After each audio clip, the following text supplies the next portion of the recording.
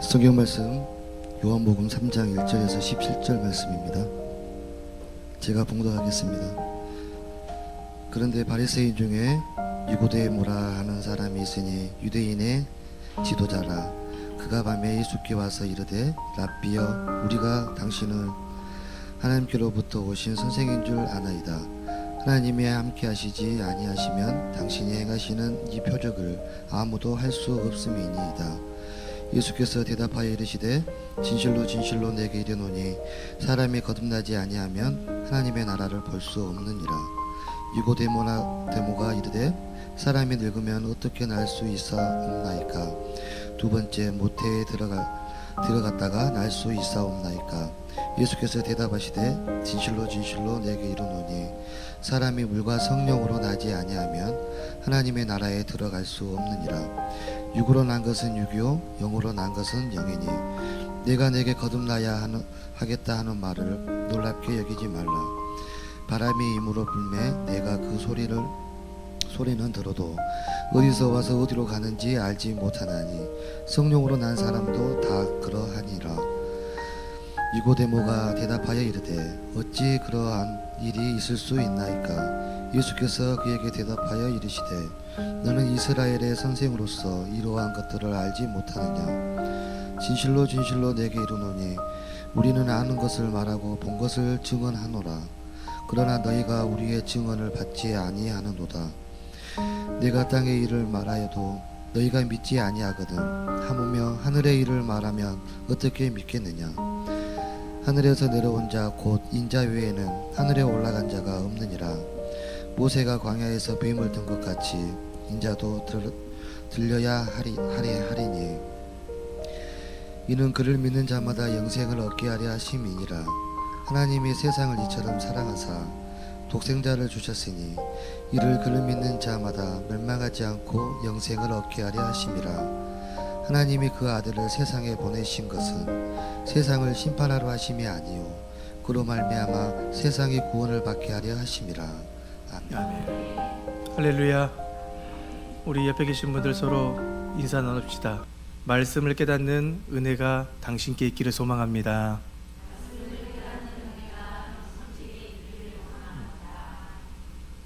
말씀을 들으러 왔는데 말씀을 깨닫지 못한다면 그것처럼 낭패가 어디 있습니까? 어느 날 유명한 수학자에게 기자가 질문을 던졌습니다. 기자가 선생님, 2 더하기 2는 얼마인가요?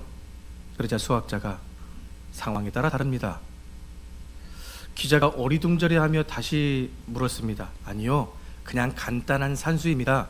2 더하기 2는 4 아닌가요? 그러자 수학자가 대답하길 아니요, 경우에 따라 다릅니다. 예를 들면 2방울 더하기 2방울이 하나가 되면 하나가 되지요. 경우에 따라 다릅니다. 이 이야기는 단순한 대화 속에서도 심오한 의미가 들어있을 수 있다라는 깨달을 수 있는 이야기가 되겠죠. 오늘 본문에서도 그렇지 않습니까? 니고데모는 예수님의 말씀을 단순한 논리적 사고로 이해하려 했는데 예수님은 더 깊은 영적인 이야기를 지금 하고 계십니다. 그래서 우리는 예수님과 이 니고데모의 대화를 통해서 우리가 복음 전파의 사명을 가진 자들로서 그들을 믿음으로 이끌어내기 위해 우리가 어떠한 삶을 살아야 될지에 대해서 우리 말씀을 나눠보고자 합니다. 우리 모두 깨닫는 지혜와 은혜가 주어지기를 간절히 바라고 소망합니다. 니고데모는 바리새인이며 유대인의 지도자 중 한 사람입니다. 그 니고데모가 밤에 예수님을 찾아옵니다. 밤에 예수님을 찾아왔다라는 것은 시간을 나타내는 겁니다. 지난주에 가나 혼인잔치가 사흘째 되던 날에 있었다라고 기록된 것과 같이 니고데모 사건 역시 역사적 사건이었다라는 것을 이야기해 주는 것과 동시에 밤에 사람을 찾아간다는 것은 사람들의 눈을 피해서 찾아갔다는 얘기가 됩니다. 왜 그러한가? 유대인의 지도자, 산헤드린 공의회의 최고 높은 지도자가 예수님을 찾아간다는 것은 그 위치가 어렵다는 얘기입니다. 남들의 눈이 있기 때문에 쉽게 찾아갈 수 없는 위치에 있다라는 얘기겠죠. 그런 니고데모가 밤에 예수님을 찾아가서 부릅니다. 처음에는 랍비라 불렀다가 나중에는 선생님이라고 부르죠. 랍비와 선생님에 대한 단어가 큰 별 차이는 없습니다. 그런데 일반적이지 않는 부분이 오늘 본문에 나옵니다.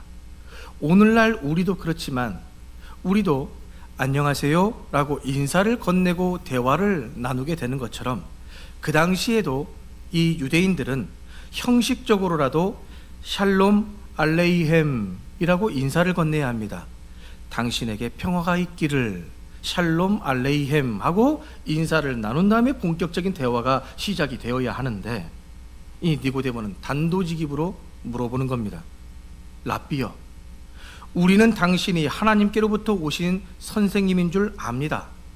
하나님이 함께 하시지 않으면 당신이 행하는 이런 표적을 아무도 할 수 없습니다. 느닷없이 밤에 찾아와서는 앞뒤 이야기 다 잘라먹고 예수님을 높여주는데 정신이 없죠. 니고데모가 예수님을 띄워준 것은 이 니고데모가 예수님께서 일으키신 표적을 보았기 때문입니다. 너무 놀라웠다는 거죠. 사람의 힘으로 할 수 없는 일을 사람이신 예수님이 하셨다는 겁니다.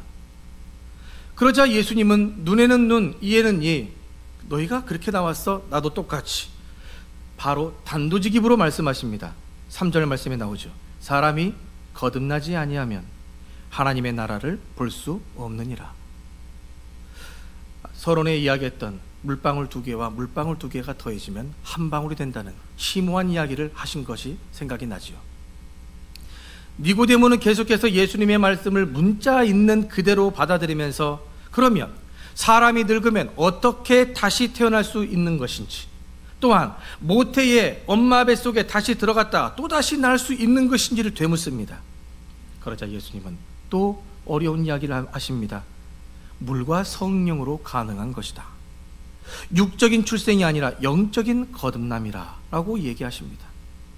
그러면서 예수님께서 한 가지 구약의 사건을 들어서 예를 들어주시는데, 이스라엘 백성들이 광야 생활을 할 때 하나님과 모세에게 늘 원망과 불평을 하자 하나님께서는 불뱀을 자기 백성들에게 보내어 물게 하셨습니다.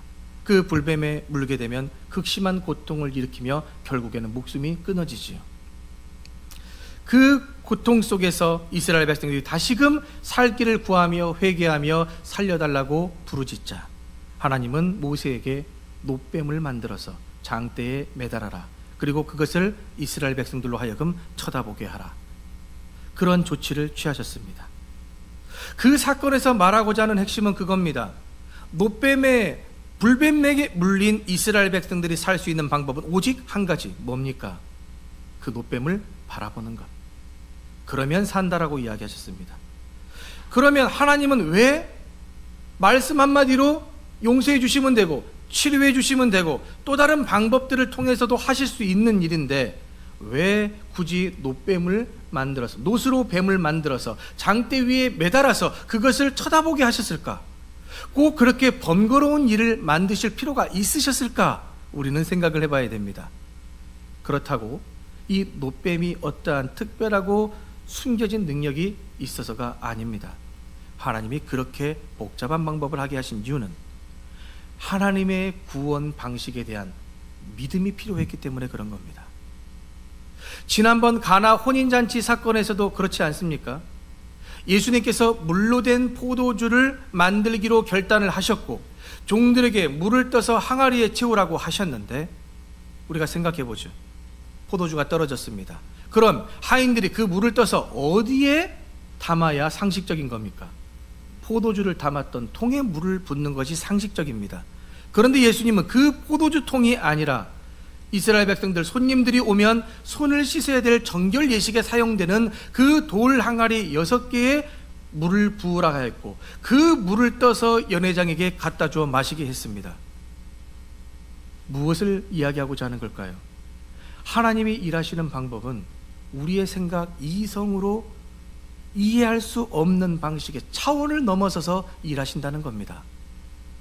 그러니 우리는 하나님의 뜻을 구하거나 하나님께 기도를 할 때 우리가 바라고 원하는 뜻과 기도를 드리기보다 아버지 하나님이 바라고 원하시는 뜻이 무엇인지를 분별하면서 구하는 것이 가장 선한 길이고 가장 지혜로운 길임을 잊지 마셔야 됩니다. 하나님은 불뱀에 물린 이 이스라엘이 어이없고 이해할 수 없는 이 하나님의 말씀에 신뢰하며 순종하기를 보셨던 겁니다. 하나님이 이스라엘에게 다른 것이 아닌 믿음을 가진 순종을 찾으셨던 거죠. 이 노뱀의 사건은 후대에 있을 예수님의 십자가 사건을 예표합니다.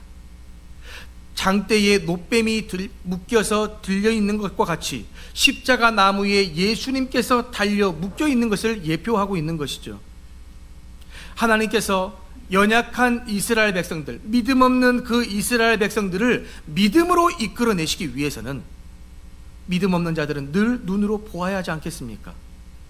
우리가 공기가 지금 이 땅에 존재하면서도 눈으로 보고 있는데도 그 공기를 믿을 수 있지만 많은 사람들이 이야기합니다. 하나님을 내게 보여주라. 예수 그리스도를 내 앞에 데려다 놓아라. 그러면 내가 믿겠다라고 이야기합니다. 그만큼 우리는 보아야만, 경험해야만 그 믿음을 믿음으로 가질 수 있는데 마찬가지입니다. 하나님은 인자이신 예수님을 십자가에 들어 올려서 그것을 바라보고 믿는 자들에게 구원을 주신다고 말씀하신 겁니다. 믿음의 주요 또 온전하게 하시는 이인 예수를 바라보라. 그래서 그 예수를 바라보게 하는 상황을 만드셨던 거죠. 하나님은 사람들로 하여금 하나뿐인 그 독생자들 예수 그리스도를 죽이는 극악무도한 신이라고 평가를 받으실지라도 얼마나 능력이 없으면 저런 미련하고 안타까운 방법을 사용하시는 것이냐고 손가락질을 받으실지라도 하나님은 그런 연약한 그들의 믿음 없는 자들 안에서 믿음을 가진 순종의 사람을 찾아 구원하기를 기뻐하시는 분이시라는 겁니다. 하나님은 사도행전 4장 12절 말씀과 같이 다른 이로서는 구원을 받을 수 없나니 천하 사람 중에 구원을 받을 만한 다른 이름을 우리에게 주신 일이 없고, 히브리서 12장 2절 말씀과 같이 믿음의 주요 또 온전하게 하시는 이인 예수를 바라봄으로 말미암아 우리가 구원을 받는다라는 진리를 성경을 통해서 이야기해 주셨습니다. 그러니 그것을 믿고 한 걸음 한 걸음 믿음의 삶을 살아가는 사람을 하나님은 지금 찾고 계신다는 얘기죠. 오늘 이 자리에 앉아 계셔서 예배드리는 여러분들이 바로 그 믿음으로 순종하는 사람이신 줄로 믿습니다. 예수님은 십자가에 들리셨고 우리는 그분을 바라보고 믿음을 구원을 받습니다. 그리고 그 믿음에는 우리의 자발적인 순종이 그림자처럼 따라오게 되지요. 그렇다면 구원받은 성도들의 자세는 어떻게 해야 될까? 이제는 우리가 구원받았으면 땡입니까? 이미 나는 예수 그리스도를 믿었으니, 나는 구원받았으니, 나는 천국에 갈 것이니 지금 이 땅에 남은 삶은 이제 내 마음대로, 내 소견에 오른 대로, 나 하고 싶은 대로 이 땅에서 즐기며 행복하며 우리 가족 모두가 다 행복하면 그만입니까? 이제 우리도 이 세상에서 그리스도인의 향기와 빛이 되어서 소금이 되어서 사람들이 그런 우리의 삶을 보고 하나님을 믿을 수 있도록 해야 되지 않겠습니까? 그러기 위해서는 어떻게 해야 되냐? 우리도 들려야 합니다. 우리도 들려야 된다고요. 오늘의 우리는 십자가에 달리신 예수님을 볼 수 없습니다. 다시 사흘 만에 부활하셔서 많은 사람들에게 나타나셨던 그 예수님을 우리는 다시 볼 수 없습니다. 지금은 승천하셔서 하늘 보좌 우편에 앉아 계신다고 우리가 사도신경으로 신앙 고백하고 있지 않습니까? 우리는 그 모습조차 우리의 눈으로 보지 못합니다. 예수님의 옷자락을 붙잡을 수도 없습니다. 그럼 오늘의 인류는 과연 무엇을 보아야 합니까? 이스라엘 백성들, 불뱀에 물렸던 백성들은 노뱀이라도 쳐다보았는데 오늘의 우리는 십자가에 달리신 예수님의 모습을 볼 수 없는데 무엇을 보아야 합니까? 네, 성경을 봐야지요. 말씀을 봐야지요. 십자가를 보고 예수님을 기억해 내야지요. 그런데 그거는 누구나 다 생각하고 말할 수 있는 것들입니다. 그런데 정작 이것을 생각해 보지 못합니다. 내가 들려야 된다. 우리가 들려야 된다는 생각은 전혀 해보지 않습니다. 아니, 어쩌면 내가 들리고 싶지 않을지도 모르겠지요. 너무 고통스럽고 힘든 일이니까요. 사도 바울이 이야기했죠. 내 능력이 약한 데서 온전하여짐이라. 여전히 우리는 부족합니다. 연약합니다. 믿음이 약합니다. 볼품 없습니다. 당당하게 그리스도인이라고 이야기하기가 어렵습니다. 그런데 하나님은 그런 우리들을 사용하셔서 강한 자들, 있는 자들을 부끄럽게 하시고 여전히 하나님의 나라를 확장시켜 가십니다. 그렇게 우리가 믿음으로 순종하며 신실한 삶을 한 걸음 한 걸음을 떼내기 시작할 때 세상은 우리를 통해 예수님을 바라보게 된다는 얘기입니다. 그럼 우리가 어떻게 들려야 할까? 우리가 어떻게 들려야 될까? 우리도 예수님과 같이 나무에 못 박히면 되는 겁니까? 거기서 물과 피를 쏟으면 되는 겁니까? 우리의 손과 발에 못이 박히고 우리의 머리에 가시관을 쓰면서 그렇게 우리가 들리면 되는 겁니까? 열심히 예수 그리스도의 십자가를 증거하며 복음 전파에 살면 되는 것일까요? 네, 그렇습니다. 마태복음 28장 19절 20절 말씀에 그렇게 나오지 않습니까? 너희는 가서 모든 민족으로 제자를 삼아 아버지와 아들과 성령의 이름으로 세례를 베풀고 내가 너에게 분부한 모든 것을 가르쳐 지키게 하라. 이것이 지상 최대의 사명입니다. 우리 모두가 그리스도인이라면 감당해야 될 사명입니다. 그런데 고린도전서 13장 1절에서 3절은 뭐라고 기록합니까? 내가 사람의 방언과 천사의 말을 한다 할지라도 사랑이 없으면 소리나는 구리와 울리는 꽹과리가 되고 내가 예언하는 능력이 있어서 모든 비밀과 모든 지식을 알고 또 산을 옮길 만한 모든 믿음이 있을지라도 사랑이 없으면 내가 아무것도 아니요 내가 내게 있는 모든 것으로 구제하고 또 내 몸을 불사르게 내어줄지라도 사랑이 없으면 내게 아무 유익이 없느니라. 우리가 들리는 방법은 각자가 다 다릅니다. 각자 모두 받은 은사와 달란트가 다 다르듯이 우리가 들리는 방법들도 다 다릅니다. 누구는 설교를 통하여 들려져야 되고 누구는 노방전도를 통해서 들려져야 되고 누구는 찬양과 음악을 통해서 누구는 악기를 다루면서 들려져야 되고 누구는 어떤 영상을 제작하면서 복음을 또한 증거하면서 들려져야 되는 거고 그러나 또 다른 누군가는 몸이 불편한 장애인들을 위해서 들려져야 되고 또한 누군가는 이 세상에서 멸시받고 알아주지 않는 그 음지 보이지 않는 그곳에서 일하는 자들을 위해 헌신하며 들려져야 되고 누군가는 자기 부모 그 남편 한 사람 때문에 부모님 때문에 들려져야 되고 누군가는 자기 자식 한 사람 때문에 들려져야 되기도 한다는 거죠.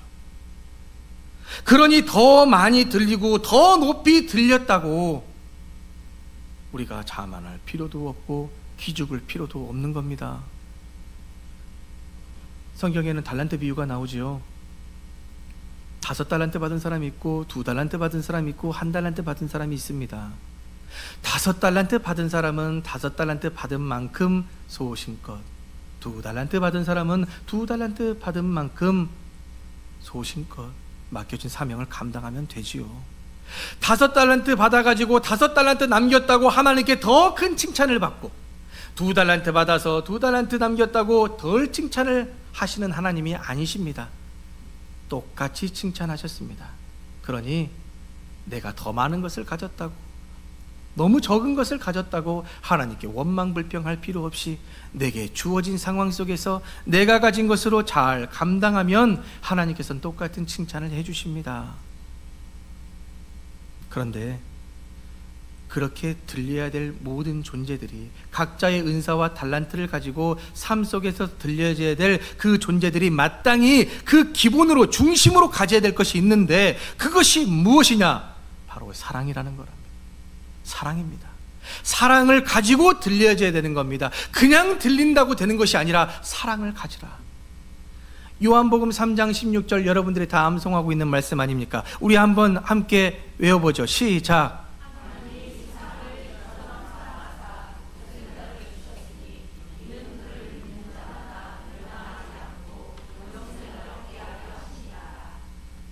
하나님이 세상을 이처럼 사랑하사.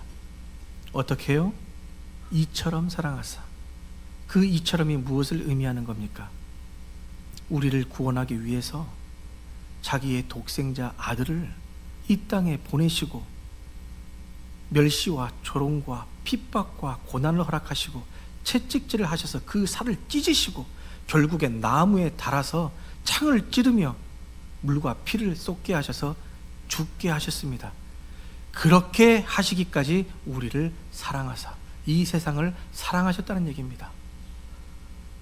그러니 오늘의 우리가 그 사실을 믿는다면 오늘의 우리도 하나님의 백성과 아들, 딸로서 그리스도인으로서 빛과 소금의 역할을 이 세상 가운데 감당하면서 들려야 한다는 얘기죠.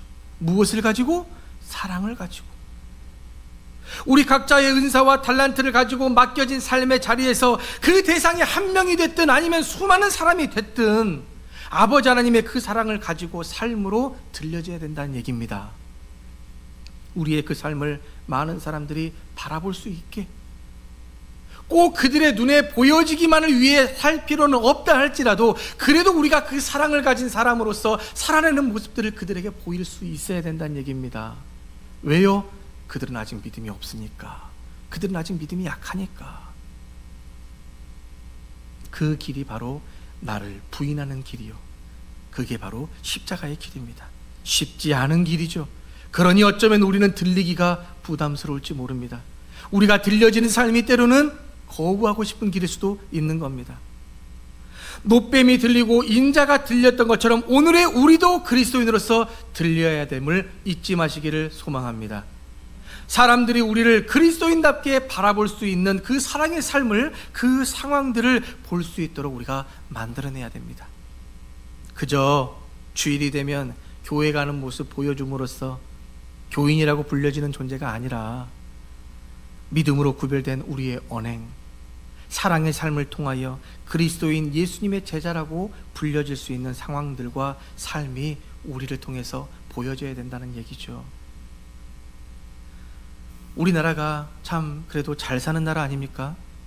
행복한 나라 아닙니까? 아닌가 보군요. 여전히 힘들고 고달프고 지치고, 예전에도 그런 말 나왔죠. 헬조선. 여전히 헬조선입니까? 힘듭니까?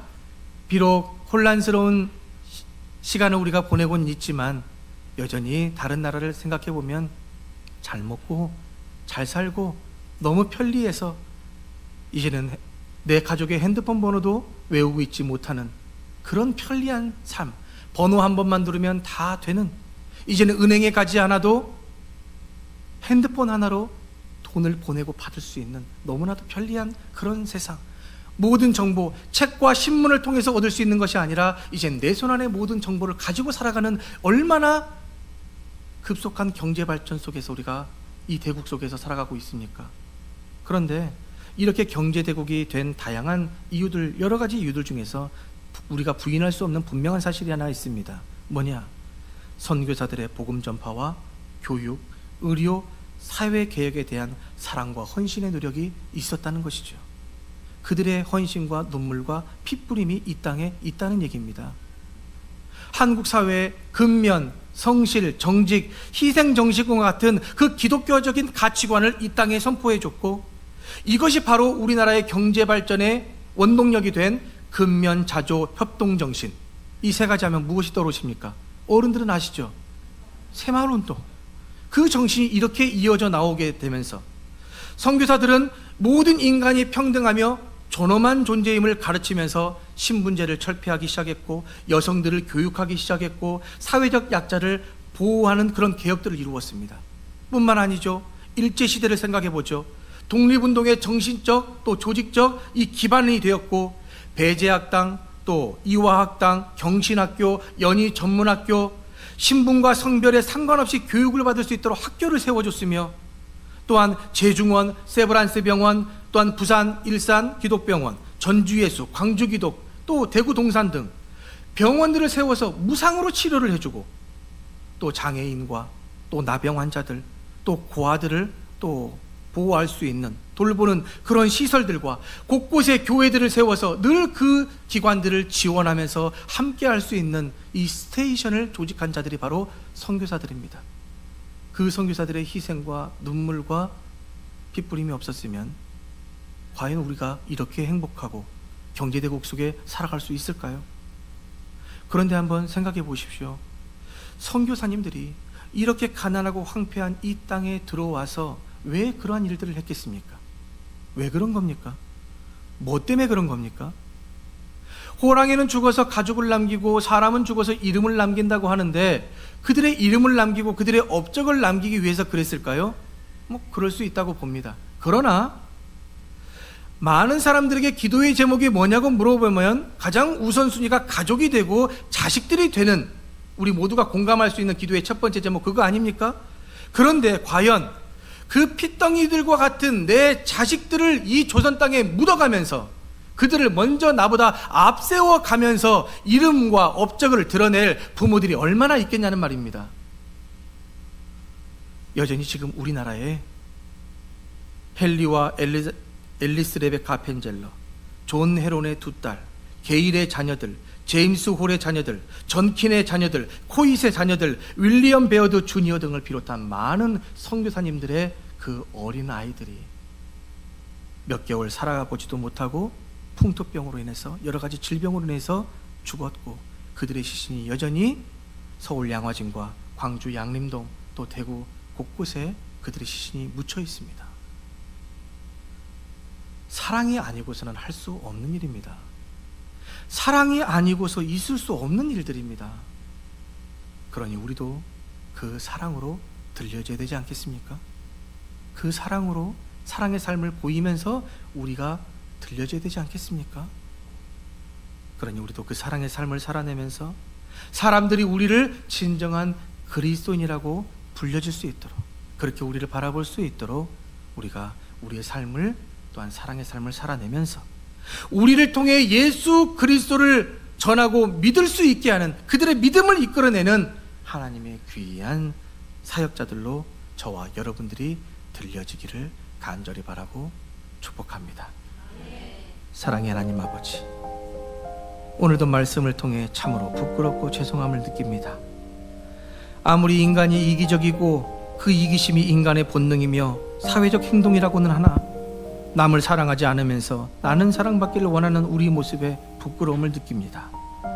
오늘의 우리가 이렇게 경제대국으로 성장하고 잘 살 수 있는 것은 하나님의 사랑과 파송하신 선교사들이 그들의 땀과 피를 이 땅에 쏟은 결과물임을 잊지 않는 저희들이 되게 하여 주시고, 저희도 이제 맡겨진 사명의 자리에서 그 사랑의 삶으로 들려짐으로써 그들에게 믿음을 키우는 역사가 있기를 간절히 바라오니 성령이와 함께 하시고 사랑에 충만케 하시사 그 사랑의 결실을 맺게 하여 주옵소서.